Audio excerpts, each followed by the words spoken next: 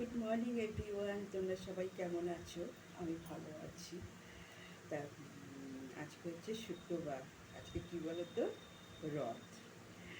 তা সেটা সবাই জানো, তাও একটা দেখো, আমরা গুড মর্নিং বলি বন্ধুদের সবাইকে।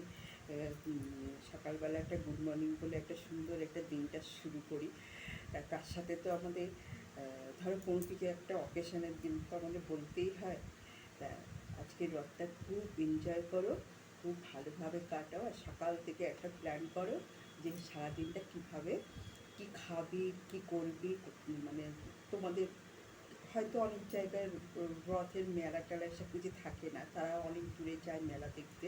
তা আমার তো বাস স্ট্যান্ডের থেকেই মেলা শুরু, সেটা তোমরা জানো। রথতলা তোমরা টিভির খবরেও দেখতে পাবে, সব জায়গায় দেখতে পাবে। আমি যাই না গো, আমি অনেক বছর হয়েছে আমি মেলায় যাই না, আমার ভালো লাগে না এই এত ক্যাচের মেচের এত মানে।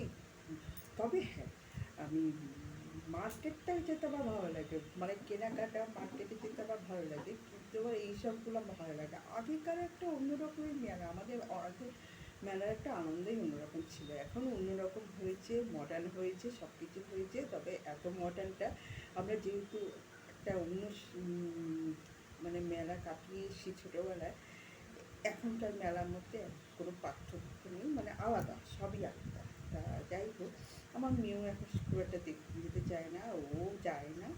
তবে ও যাবে, পরে যাবে, মানে মেলার মানে যেদিন রথের ইয়ে থাকবে সেদিন যাবে না। তবে ও অন্য সময় যাবে, কেন সারা পুরো 9 দিন তো মেলা এমনি থাকে। তা যেমন আজকে ওটা হইচই হবে, খুব জমজমাট হবে, সেই মেলাতেও এখন আজকে যাবে না, অন্য সময় যাবে। তার তোমরা খুব সুন্দর